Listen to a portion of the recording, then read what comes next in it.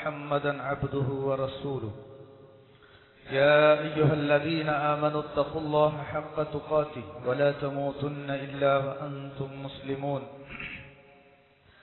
يا أيها الناس اتقوا ربكم الذي خلقكم من نفس واحدة وخلق منها زوجها وبث منهما رجالا كثيرا ونساء فاتقوا الله الذي تساءلون به والأرحام إن الله كان عليكم رقيبا يا أيها الذين آمنوا اتقوا الله وقولوا قولا سديدا يصلح لكم أعمالكم ويغفر لكم ذنوبكم ومن يطع الله ورسوله فقد فاز فوزا عظيما أما بعد فإن أصدق الحديث كتاب الله وخير الهدي هدي محمد صلى الله عليه وسلم وشر الأمور محدثاتها وكل محدثة بدعة وكل بدعة ضلالة وكل ضلالة في النار.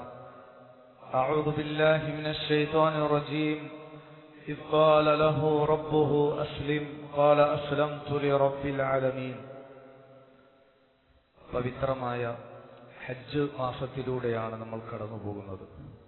പരിശുദ്ധ ഹജ്ജ് കർമ്മം നിർവഹിക്കാൻ ഉദ്ദേശിച്ചുകൊണ്ട് മക്കയിലെത്തി ഹജ്ജ് കർമ്മത്തിൽ മുഴുകുന്നവരും അല്ലാത്തവരുമായ മുഴുവൻ വിശ്വാസികളും ഇബ്രാഹിമി മില്ലത്ത് അനുസ്മരിക്കുകയും ആ മാർഗം പിന്തുടരുകയും ചെയ്യേണ്ടവരാണ്. ആ മാർഗത്തിൽ നിന്ന് അകന്നവർ, അതിനെ വെറുത്തവരെ കുറിച്ച് സൂറത്തുൽ ബഖറയിൽ അല്ലാഹ് പറഞ്ഞത് വമൻ യർഗബു അൻ മില്ലത്തി ഇബ്രാഹിമ ഇല്ലാ മൻ സഫിഹ നഫ്സ. സ്വയം വിഡ്ഢിയായവൻ മാത്രമാണ് ആ മാർഗത്തെ വെറുത്തവൻ എന്ന്. ഇബ്രാഹിമി മില്ലത്ത് പിൻപറ്റി ജീവിക്കുന്നതിലൂടെ മാത്രമേ ഇഹപര വിജയം സാധ്യമാവുകയുള്ളൂ എന്നും അള്ളാഹുവിന്റെ കാവലും രക്ഷയും ആ മാർഗത്തെ അനുധാവനം ചെയ്യുന്നവർക്ക് മാത്രമാണ് എന്ന് വിശുദ്ധ ഖുർആനും സുന്നത്തും നമ്മളെ പഠിപ്പിക്കുന്നു. ഇന്ന ഔലന്നാസി ബി ഇബ്രാഹിമ ലല്ലദീന തബഊ. ഇബ്രാഹിമിനോട് ഏറ്റവും അടുത്തവർ ലല്ലദീന തബഊ, അദ്ദേഹത്തെ ഇത്തിബാ ചെയ്തവരാണ് എന്നും വിശുദ്ധ ഖുർആൻ നമ്മളെ പഠിപ്പിക്കുന്നുണ്ട്.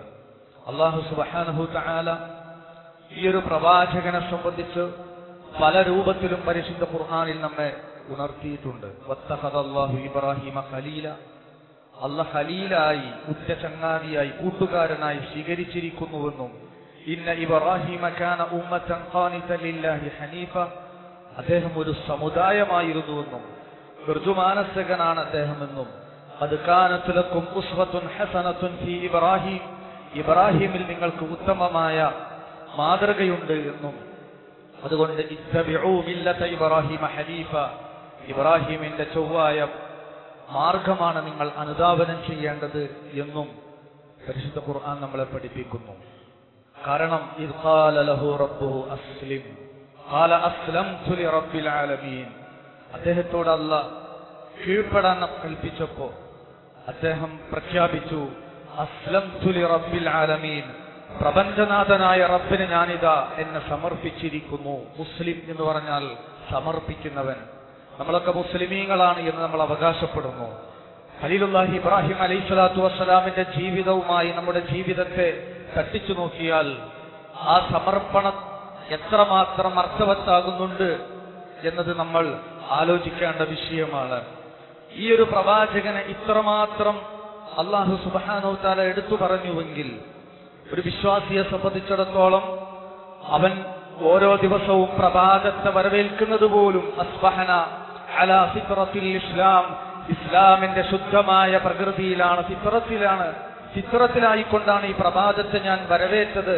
വഅലാ കലിമത്തിൽ ഇഖ്ലാസ്, ഇഖ്ലാസിന്റെ കലിമത്ത് ലാ ഇലാഹ ഇല്ലല്ലാഹ് എന്ന തൗഹീദിൽ അടിയുറച്ചുകൊണ്ടാണ് ഈ പ്രഭാതത്തെ ഞാൻ വരവേറ്റത് എന്നും വഅലാ ദീനി നബിയിന മുഹമ്മദിൻ സ്വല്ലല്ലാഹു അലൈഹി വസല്ലം, നമ്മുടെ നബിയായ മുഹമ്മദ് നബി സല്ലല്ലാഹു അലൈഹി വസല്ലമയുടെ ദീനിലായിക്കൊണ്ടാണ് ഈ പ്രഭാതത്തെ ഞാൻ വരവേറ്റത് എന്നും വഅലാ മില്ലത്തി അബീന ഇബ്രാഹിമ ഹനീഫൻ മുസ്ലിമൻ വമാ കാന മിനൽ മുശ്രികീൻ.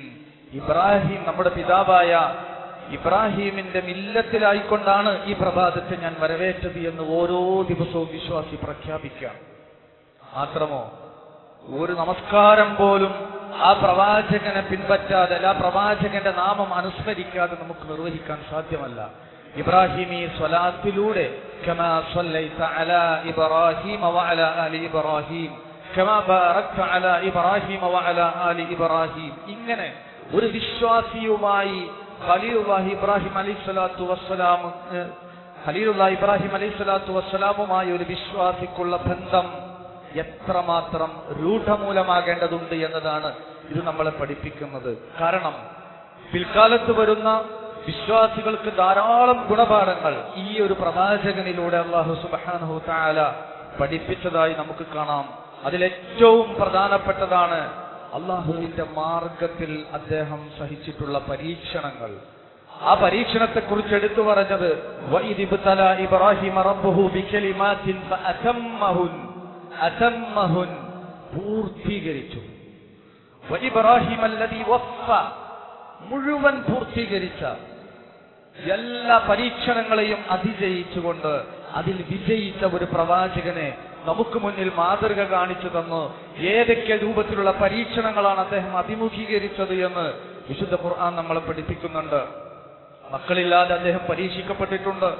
പക്ഷെ അദ്ദേഹം പതറിയിട്ടില്ല. റബ്ബി ഹബ്ലി മിനസ് സ്വാലിഹീൻ, സ്വാലിഹായ സന്താനത്തിന് വേണ്ടി അദ്ദേഹം തേടി. പിന്നീടുള്ള പരീക്ഷണം അതിനേക്കാളും വലുതായിരുന്നു. ആ ചോര പൈതലിനെ മക്കയിലെ വിജനമായ സ്ഥലത്ത് വിടാനായിരുന്നു. അദ്ദേഹം പതറിയില്ല. റബ്ബനാ ഇന്നി അസ്കൻതു മിൻ ദുരിയതി ബിവാദിൻ ഗൈരി ദി സറഇൻ ഇൻദ ബൈതികൽ മുഹറം, റബ്ബനെ ഏൽപ്പിക്കുകയാണ് അദ്ദേഹം. പിന്നീടുള്ള പരീക്ഷണം അതിനേക്കാളും വലുതാണ്. ഈ കുഞ്ഞിനെ ബലിയറുക്കുന്നതിനുള്ള കൽപ്പന അദ്ദേഹം അഭിമുഖീകരിച്ച ഒരു പരീക്ഷണം നോക്കൂ നിങ്ങൾ. തൗഹീദിൽ അടിയുറച്ചു നിന്നുകൊണ്ട് ദഅവത്ത് നിർവഹിച്ചപ്പോ അദ്ദേഹത്തിന് വലിയ പരീക്ഷണത്തെ അഭിമുഖീകരിക്കേണ്ടി വന്നു. ഈ കുണ്ടാരത്തിലേക്ക് അദ്ദേഹത്തെ വലിച്ചെറിയപ്പെടുകയാണ്. അവർ പറഞ്ഞതായിരുന്നു ഖാലു ബിനു ലഹു ബുനിയാനൻ ഫഅൽഖൂഹു ഫിൽ ജഹീം, ഒരു ബുനിയാൻ കിട്ടി, ഒരു എടുപ്പുണ്ടാക്കിയിട്ട് അതിൽ തീ കത്തിച്ചിട്ട് അൽഖൂഹു, അദ്ദേഹത്തെ അതിലേക്ക് ഇടുക, അദ്ദേഹത്തെ അതിലേക്ക് എറിയുക. ഖാലു ഹർഖൂഹു വൻസുറു ആലിഹതകും ഇൻ കുൻതും ഫാഇലീൻ, കത്തിക്കുക, ഹർഖൂ കരിച്ചു കളയുക, വൻസുറു ആലിഹതകും നിങ്ങളുടെ ഇലാഹുകളെ നിങ്ങൾ സഹായിക്കുക. സാധാരണ ആലിഹത്തുകളെ ഉണ്ടാക്കുന്നത് എല്ലാവരെയും സഹായിക്കാനാണ്. പക്ഷേ വൻസുറു ആലിഹതകും, ഇബ്രാഹിമിനെ കത്തിച്ചു കളഞ്ഞ് നിങ്ങളുടെ ആരാധ്യന്മാരെ നിങ്ങൾ സഹായിക്കൂ എന്നായിരുന്നു അവര് പറഞ്ഞത്. ഫഅൽഖൂഹു ഫിൽ ജഹീം, ജഹീമിലിട്ടേക്കുക. ജഹീം എന്ന് പറയും, നരകത്തിന് പറയും ജഹീം എന്ന്, കത്തിജ്വലിക്കുന്നത് എന്നുള്ള അർത്ഥമാണ്. ആ പദം മനസ്സിലാക്കി തരുന്നുണ്ട് എത്ര വലിയ തീക്കുണ്ടാരമായിരുന്നു അത് എന്നത്. ബുന്യാൻ എന്നാൽ അതാണ്, ഒരു തീച്ചൂൾ അവർ നിർമ്മിച്ചു. തീയിലെറിയാനല്ല പറഞ്ഞത്, ജഹീമിലെറിയാനാണ്. ഇബ്രാഹിം അലൈഹിസ്സലാത്തു വസ്സലാമിനെ കത്തിക്കുന്നതിന് വേണ്ടി അവർ ഉണ്ടാക്കിയ ഉഗ്രമായ തീയായിരുന്നു. ചില അസറുകളിൽ കാണാം അതിനിത്ര ഉയരമുണ്ടായിരുന്നു, അതിനിത്ര വലുപ്പമുണ്ടായിരുന്നു എന്നൊക്കെ. ഇബ്രാഹിം അലൈഹിസ്സലാത്തു വസ്സലാം ഹക്കിന്റെ ഭാഗത്ത് അദ്ദേഹം ഒരാൾ മാത്രമായിരുന്നു. ഒരു നാട്, ആ നാട്ടിലുള്ള മുഴുവൻ ആളുകൾ, എന്തിന് സ്വന്തം ഉപ്പയടക്കം പ്രതിപക്ഷത്താണ്. ഒരാളും ഇബ്രാഹിം അലൈഹിസ്സലാത്തു വസ്സലാമിനെ സപ്പോർട്ട് ചെയ്യാനില്ല. ഇബ്രാഹിം അലൈഹിസ്സലാത്തു വസ്സലാം നേരിടാൻ പോകുന്നത് വലിയൊരു പരീക്ഷണമാണ്.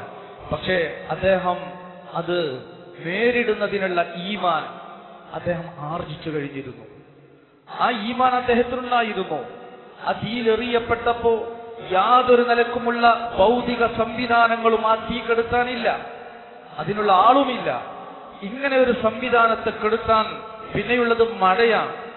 മലക്കുകൾ വരെ കാതോർത്തിരിക്കുകയാണ്. മീകായിൽ അലൈഹിസ്സലാത്തു വസ്സലാം കാതോർത്തു. അള്ളാഹുവിന്റെ കൽപ്പന ഇപ്പോൾ വരും ആ തീ കെടുത്താൻ, മഴ വർഷിപ്പിക്കാൻ എന്ന് മീകായിൽ അലൈഹിസ്സലാത്തു വസ്സലാം കാത്തിരിക്കുകയായിരുന്നു. പക്ഷേ ആ ഒരു സന്ദർഭത്തിൽ അല്ലാഹു സുബ്ഹാനഹു തആല ഒരു കാര്യകാരണ ബന്ധത്തെ പോലും നിശ്ചയിച്ചില്ല. അള്ളാഹു നേരിട്ട് ഏറ്റെടുക്കുകയാണ് ചെയ്തത്. ഇമാം ബുഖാരി നിവേദനം ചെയ്യുന്ന ഹദീസിൽ കാണാം, ആഖിറു മാ തകല്ലമ ബിഹി ഇബ്രാഹിം ഹീന ഉൽഖിയ ഫിന്നാർ ഹസ്ബിയല്ലാഹ് വനിഅമൽ വകീൽ. ആ തീയിലേക്ക് എറിയപ്പെട്ടപ്പോ എനിക്കല്ല മതി, വരമേൽപ്പിക്കാൻ അവൻ എത്ര അത്യുത്തമനാണ് എന്ന് അദ്ദേഹം പ്രഖ്യാപിക്കുകയാണ്. നോക്കൂ നിങ്ങൾ, ആ ഹസ്ബി അള്ളയുടെ ഒരു ഘനം എത്രയാണ്. അദ്ദേഹത്തെ ഒരു മിഞ്ചനീക്കിലാണ് വിട്ടത് എന്നാണ്. മിഞ്ചനീക്ക് എന്ന് പറയുന്ന തെറ്റാലി എന്നാൽ കോട്ടവാതിലുകളൊക്കെ പൊളിക്കാൻ വേണ്ടി എയ്തുവിടുന്ന, കല്ല് വെച്ചെറിയുന്ന സാധനമാണ്. അതിലിട്ടിട്ടാണ് അദ്ദേഹത്തെ തീയിലെറിഞ്ഞത്. കാരണം ആ തീയിനടുത്തേക്ക് അവർക്ക് അടുക്കാൻ പറ്റുന്നില്ല, ഭയങ്കര ചൂടാണ്. പിന്നെ ഉയരത്തിൽ സ്ഥാപിച്ചതാണ്, അതിലാണ് തീ കത്തിച്ചിട്ടുള്ളത്. അദ്ദേഹത്തെ വിവസ്ത്രനാക്കിയിട്ട് മിഞ്ചനീക്കിൽ വെച്ചുകൊണ്ട് അതിലേക്ക് എയ്ത് വിടുകയാണ്. ആലോചിച്ചു നോക്കൂ, ഒരു മനുഷ്യൻ, ആരുമില്ലാത്ത വസ്ത്രം പോലും അദ്ദേഹത്തിൽ നിന്നും ഊരി മാറ്റപ്പെട്ട് ആ തീയിലേക്ക് എറിയപ്പെടുന്ന, ഒരാളും സഹായിക്കാനില്ലാത്ത ഒരവസ്ഥ. പക്ഷേ അള്ളാഹുവിന് വേണ്ടിയിട്ട് അദ്ദേഹം എല്ലാം ക്ഷമിച്ചു പിടിച്ചു നിന്നു, ദീനിൽ ഉറച്ചു നിന്നു. അതുകൊണ്ടാണ് അന്ത്യനാളിൽ ആദ്യമായി വസ്ത്രം അണിയിക്കപ്പെടുന്നത് മഹാനായ ഇബ്രാഹിം അലൈഹിസ്സലാത്തു വസ്സലാമാണെന്ന് പറയുന്നത് റസൂൽ സല്ലല്ലാഹു അലൈഹി വസല്ലം പഠിപ്പിക്കുകയാണ്. അലാ വ ഇന്ന അവ്വലൽ ഖലായിഖ് യുക്സാ യൗമൽ ഖിയാമത്തി ഇബ്രാഹിം അലൈഹിസ്സലാത്തു വസ്സലാം. വിവസ്ത്രരായി അന്ത്യനാളിൽ മനുഷ്യർ ഉയർത്തെഴുന്നേൽപ്പിക്കപ്പെടുമ്പോൾ വസ്ത്രം നൽകിയിട്ട് ആദ്യമായിട്ട് ആദരിക്കപ്പെടുക മഹാനായ ഇബ്രാഹിം അലൈഹിസ്സലാത്തു വസ്സലാമാണ്. ഇബ്നു അബ്ബാസ് റളിയല്ലാഹു അൻഹു പറയാണ്, അവസാനമായി അദ്ദേഹം തീയിലെറിഞ്ഞപ്പോൾ സംസാരിച്ചത് ഹസ്ബി അല്ലാഹു വ നിഅമൽ വക്കീൽ എന്നാണ്.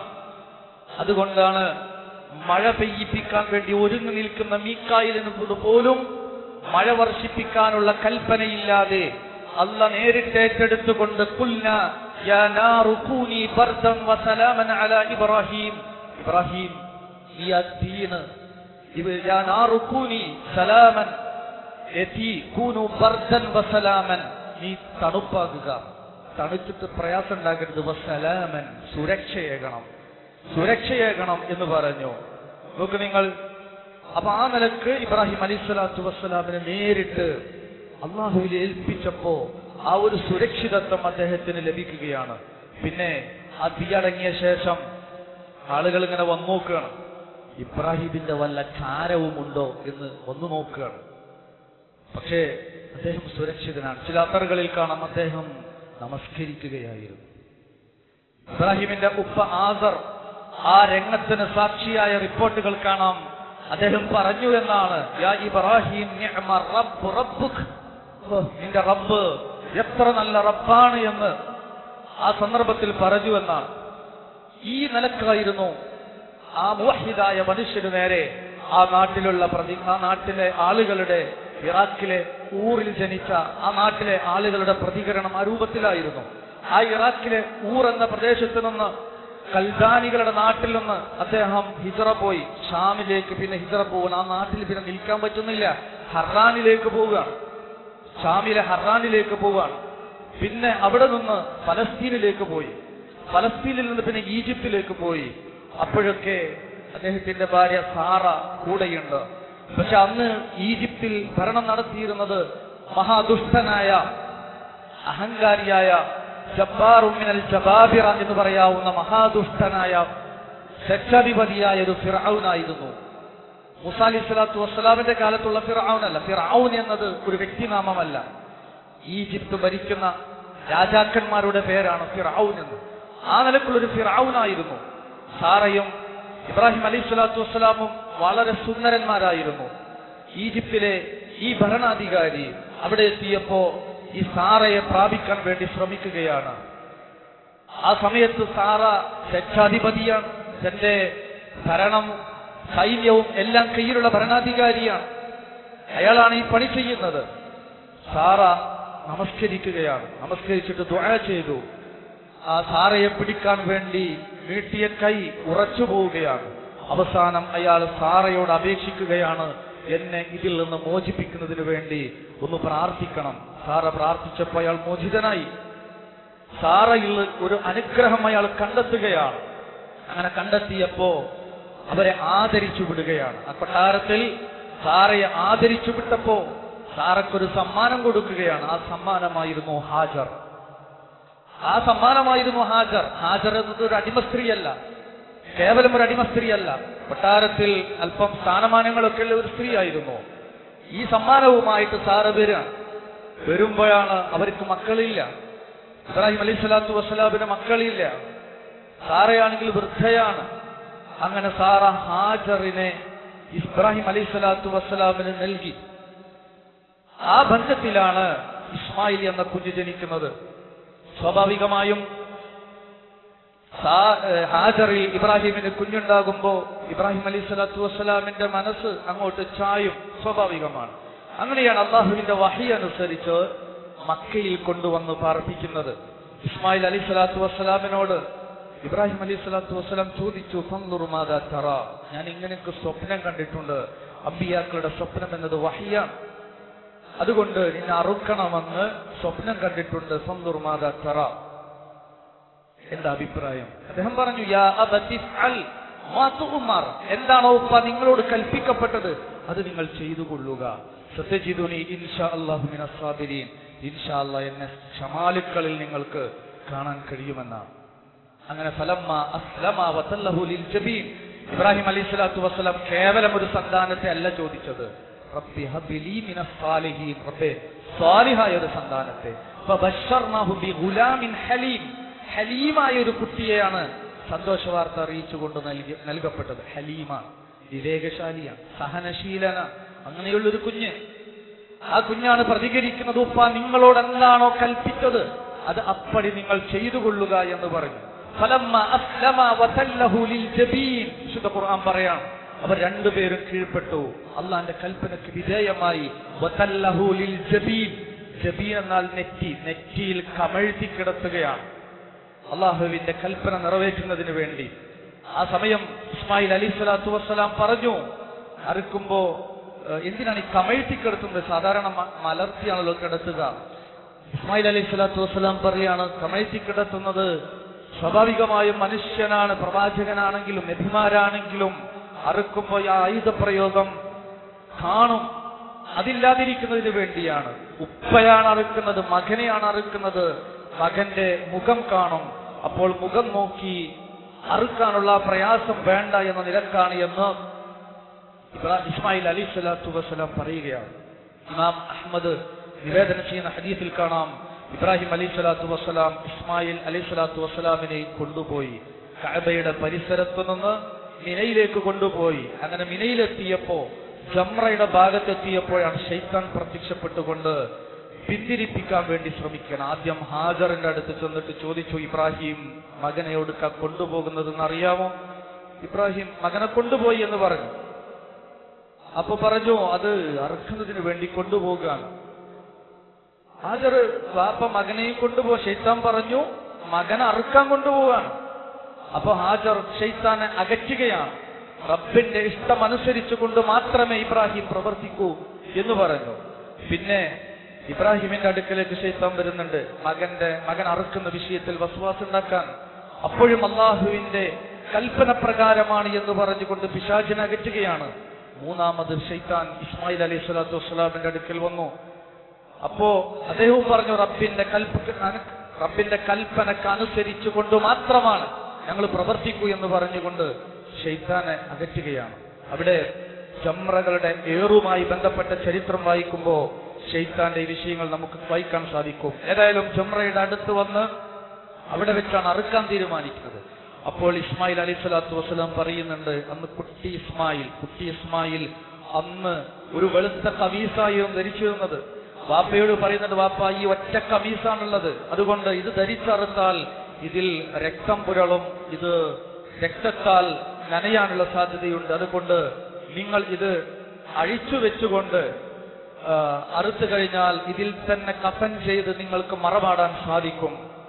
ആ കിടത്തത്തിലാണ് അല്ലാഹു സുബ്ഹാനഹു തആല വിളിക്കുന്നത്, വനാദൈനാഹു അയ്യാ ഇബ്രാഹിം ഖദ് സദ്ദഖത റുഅ്യ ഇന്ന കദാലിക നജ്ദിൽ മുഹ്സിനീൻ. ഇബ്രാഹിം എന്ന വിളിയാളം, ഖദ് സദ്ദഖത റുഅ്യ, താങ്കളുടെ സ്വപ്നം താങ്കൾ സാക്ഷാത്കരിച്ചു കഴിഞ്ഞിട്ടുണ്ട്, താങ്കളെ ഇന്ന കദാലിക നജ്ദിൽ മുഹ്സിനീൻ, അപ്രകാരമാണ് മുഹ്സിനീങ്ങൾക്ക് നാം പ്രതിഫലം നൽകുക എന്ന് വിളിക്കുകയാണ്. ചില ചരിത്രത്തിൽ ഇങ്ങനെ അറുക്കാൻ വേണ്ടി ശ്രമിച്ചു, പക്ഷേ അതിന് കത്തി സമ്മതിച്ചില്ല എന്നും കാണാൻ കഴിയും. അടിക്കുന്ന പരിശ്രമത്തിനിടയിലാണ് ഈ വിളിയാളമുണ്ടായത് എന്ന് കാണാം. ഇവിടെ വരുന്ന ഒരു മസ്അല അള്ളാഹുവിന്റെ തെക്ലീഫ് എന്ന് പറഞ്ഞ വിധിവിലക്കുകൾ.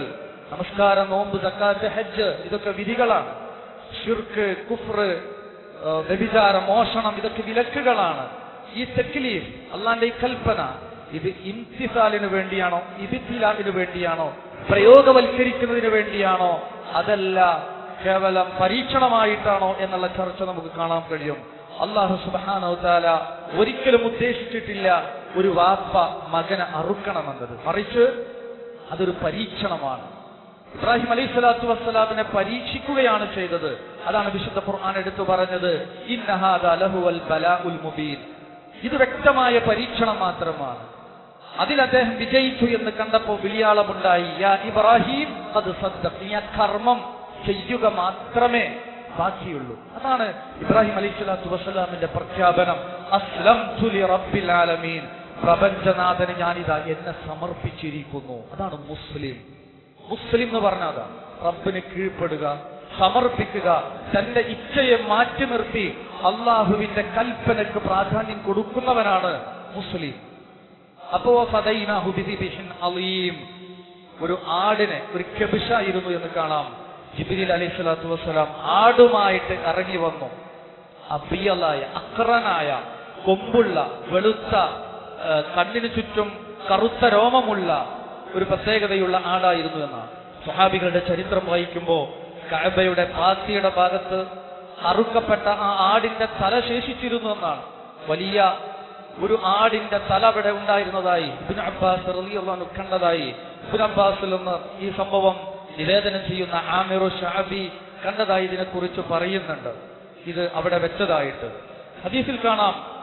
അതിനെ അനുധാവനം ചെയ്തുകൊണ്ടാണ് റസൂലുള്ളാഹി സ്വല്ലല്ലാഹു അലൈഹി വസല്ലം ലഹ അൻ-നബി സ്വല്ലല്ലാഹു അലൈഹി വസല്ലം ബികബ്ശൈനി അംലഹൈനി അഖറനൈൻ ദബഹഹുമാ ബിയദിഹി, പ്രവാചകൻ ഉളിഹിയത്ത് അറുക്കുമ്പോൾ തന്റെ കരം കൊണ്ടറുത്തു. ആ രണ്ടാടുകളെയാണ് അദ്ദേഹം അറുത്തത്. നല്ല തടിച്ചു കൊഴുത്ത ഈ പറയപ്പെട്ട വസ്തുക്കളൊക്കെ ഒത്ത ആടിനെയായിരുന്നു റസൂലുള്ളാഹി സ്വല്ലല്ലാഹു അലൈഹി വസല്ലമയുടെ തിരുകരങ്ങൾ കൊണ്ട് അവിടുന്ന് അറുത്തത് എന്ന് കാണാൻ കഴിയും. ഈ പ്രവാചകന്റെ ഈ മില്ലത്ത് ഇത്തിബാ ചെയ്തുകൊണ്ടാണ് റസൂലുള്ളാഹി സ്വല്ലല്ലാഹു അലൈഹി വസല്ലമ അത് നിർവഹിച്ചത്. നമ്മളും അത് നിർവഹിക്കുമ്പോൾ ഈ ഒരു ചരിത്രത്തെ അനുസ്മരിച്ചുകൊണ്ട്, പ്രവാചകൻ ഇബ്രാഹിം അലൈഹിസ്സലാത്തു വസ്സലാമിനെ അനുസ്മരിച്ച് റസൂൽ സല്ലല്ലാഹു അലൈഹി വസല്ലമയുടെ സുന്നത്ത് അനുസരിച്ചുകൊണ്ട് ആ മഹത്തായ കർമ്മം നിർവഹിക്കാൻ നമുക്ക് സാധിക്കണം. അല്ലാഹു സുബ്ഹാനഹു വ തആല അതിനെ നമ്മെ അനുഗ്രഹിക്കുമാറാകട്ടെ. അഖൂലു ഖൗലി ഹാദാ അസ്തഗ്ഫിറുല്ലാഹ ലീ വലക്കും വലിസാഇരിൽ മുസ്ലിമീന മിൻ കുല്ലി ദംബ് ഫസ്തഗ്ഫിറൂഹു ഇന്നഹു ഹുവൽ ഗഫൂറുർ റഹീം.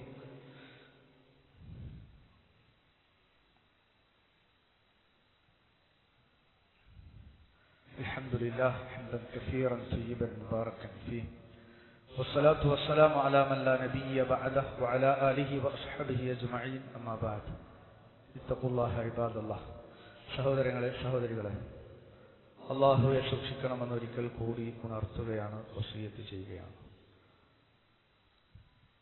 പരിശുദ്ധമായ ഇസ്ലാം പൂർത്തീകരിക്കപ്പെട്ട, അല്ലാഹുവിന്റെ റഹ്മത്ത് ഇറങ്ങുന്ന, പാപങ്ങൾ പൊറുക്കപ്പെടുന്ന, ധാരാളം ആളുകൾക്ക് നരകമോചനം നൽകപ്പെടുന്ന, പ്രാർത്ഥനക്ക് ഉത്തരം നൽകപ്പെടുന്ന ദിവസമാണ് യൗമു അറഫ.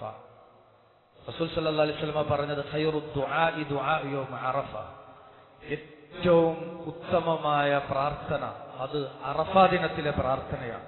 അഫ്ദലുൽ അയ്യാമി യൗമു അറഫ, ദിവസങ്ങളിൽ വെച്ച് ഏറ്റവും ശ്രേഷ്ഠമായ ദിവസം അറഫ ദിനമാണ്. അന്ന് ഇന്നല്ലാഹു യുബാഹി ബി അഹ്ലി അറഫ, അല്ലാഹു സുബ്ഹാനഹു വ തആല അറഫയിലെ ആളുകളെ അഭിമുഖീകരിച്ചുകൊണ്ട് പറയും,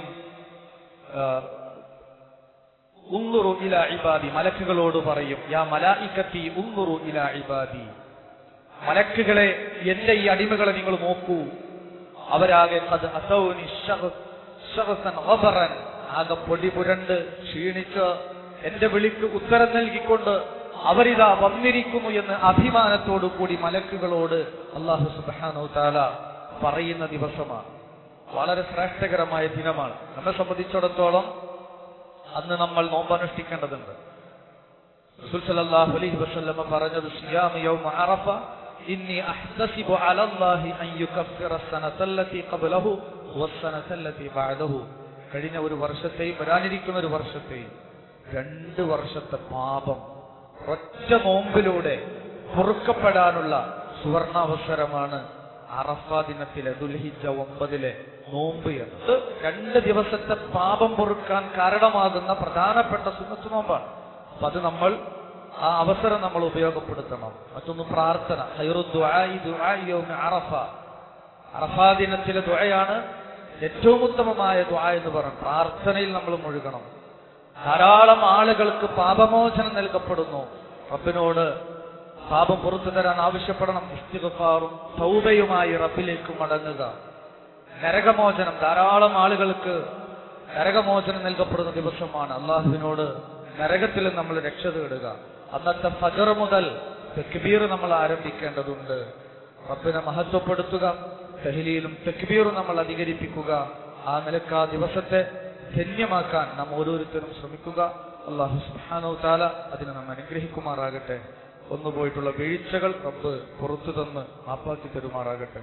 മരണപ്പെട്ടു പോയ മാതാപിതാക്കൾ, ബന്ധുമിത്രാദികൾ, സഹോദരി സഹോദരങ്ങൾ എല്ലാവർക്കും അല്ലാഹു മഗ്ഫിറത്തും മർഹമത്തും നൽകി അവരെയും നമ്മെയും അവന്റെ ജന്നാത്തുൽ ഫിർദൗസിൽ ഒരുമിച്ച് കൂട്ടി അനുഗ്രഹിക്കുമാറാകട്ടെ. اللهم اغفر للمؤمنين والمؤمنات والمسلمين والمسلمات الأحياء منهم والأموات إنك مجيب الدعوات ويا قاضي الحاجات. اللهم أعز الإسلام والمسلمين وأذل الشرك والمشركين. اللهم أجرنا من النار. اللهم أجرنا من النار. اللهم أجرنا من النار. ربنا آتنا في الدنيا حسنة وفي الآخرة حسنة وقنا عذاب النار. ربنا تقبل منا إنك أنت السميع العليم وتب علينا إنك أنت التواب الرحيم. توفنا مسلمين والحقنا بالصالحين والحمد لله رب العالمين.